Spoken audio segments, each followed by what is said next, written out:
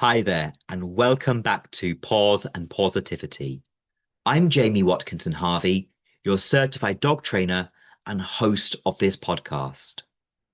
In our last episode, we looked at how to help our dogs cope with fireworks inside the home. Today, I want to talk about something that's often overlooked, but just as important. What to do when you have to take your dog outside during fireworks. For a lot of us, that's unavoidable. Dogs still need to toilet, and not everyone has access to a private garden.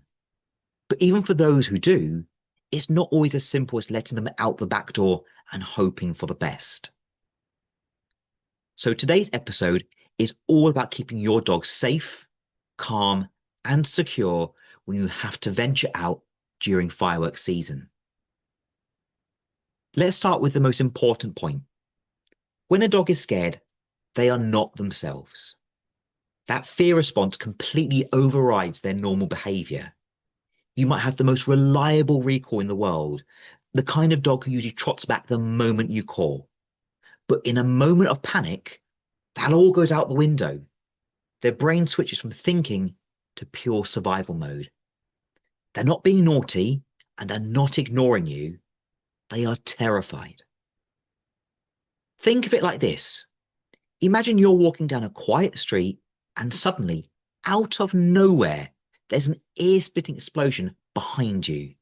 The ground vibrates, your heart leaps into your throat, and your body reacts before your brain has even caught up. That's what it's like for dogs, except their hearing is so much more sensitive than ours. What's loud to us is absolutely earth-shattering to them. So the first rule during fireworks season, no off-lead walks. None. Even if your dog has never reacted to fireworks before, even if they seem completely fine, it takes just one unexpected bang to trigger a bolt. And every year, rescue shelters see an increase in lost dogs around this time. And so many of those stories start with, well, he's never done that before. It's just simply not worth the risk. Keep that lead attached. And ideally, use a secure, well-fitted harness as well as a collar. A double-ended lead that clips to both gives you extra safety if one fails. If your dog does panic, those extra layers of security can make all the difference. Before you even head out, think about timing. Try to plan your toilet trips for quieter moments. That's usually going to be early in the morning or late at night when the noises die down. But of course, fireworks can be unpredictable, especially around holidays or celebrations. But keeping to calmer times can really help. And when you do have to go out, keep things short and simple. This isn't the time for long, enriching walks or training sessions. It's about getting your dog out, giving them the opportunity to toilet, and then getting them safely back indoors.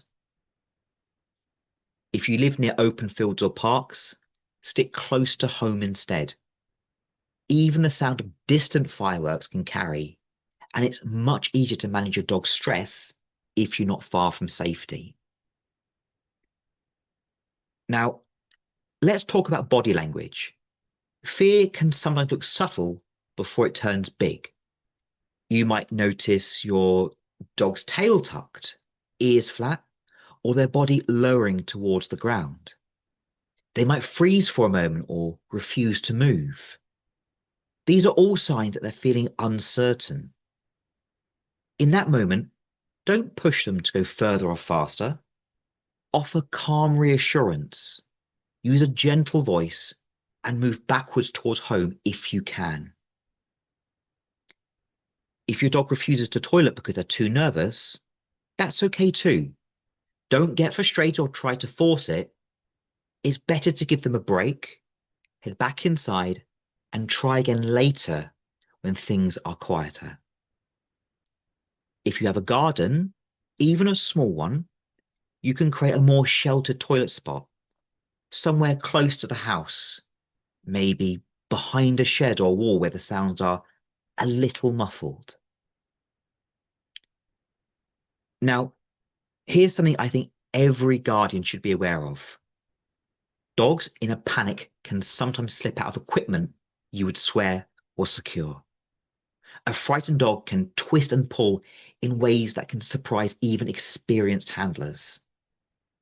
That's why I always recommend checking your harness fit before every walk during fireworks season. You should only be able to fit 2 fingers between the harness and your dog's body. If it feels a little bit loose, tighten it slightly for safety. And please, please always check that your dog's microchip details are up to date.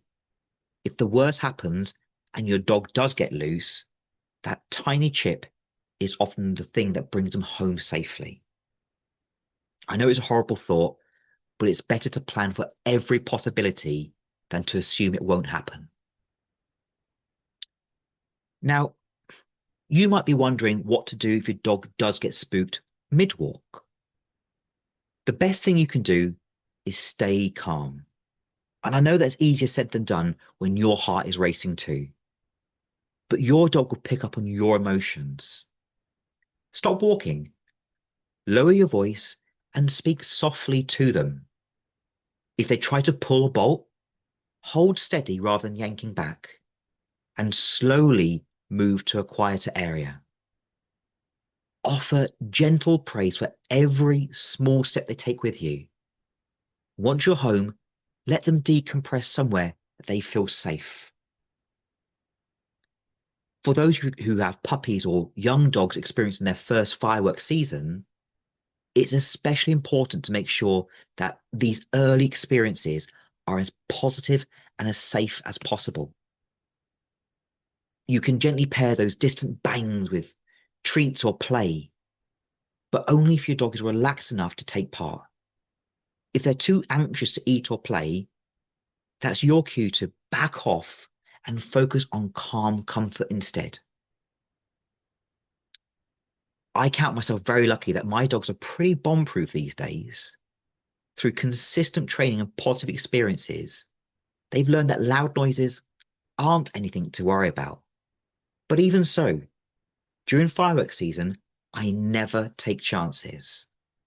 Onyx, Penny, and Reggie all stay on lead every single time. It's not about trust, it's about safety. Because no matter how well trained your dog is, fear can override everything. And remember, it's not just fireworks that can cause those startle moments. Sudden noises, flashing lights, or even the echoes of distant celebrations can have that same effect. So keeping your dog close and secure is always the best choice. To wrap things up, the main takeaways are simple. Keep walks short and safe, never off lead, and plan toilet breaks for quieter times. Check your dog's harness and microchip details. Stay calm and gentle if they show fear. And always prioritize safety over routine. Fireworks season won't last forever, but the habits you build now can protect your dog for life. And that's it for today's episode of Paws and Pawsitivity. I hope this gives you some reassurance and practical ways to help your dog through those unavoidable trips outside when the sky is lit up with noise. Remember, they're not being difficult. They're frightened, and they need your calm, steady presence to guide them through. Thank you so much for joining me today. If this episode was helpful, I would love it if you can give the podcast a positive rating, share it with a friend, and subscribe so you don't miss future episodes. It's through your support that helps us reach more dog lovers and keeps the positive message going. Until next time, take care, stay safe, and give your pup a big hug from me. Woofity woof.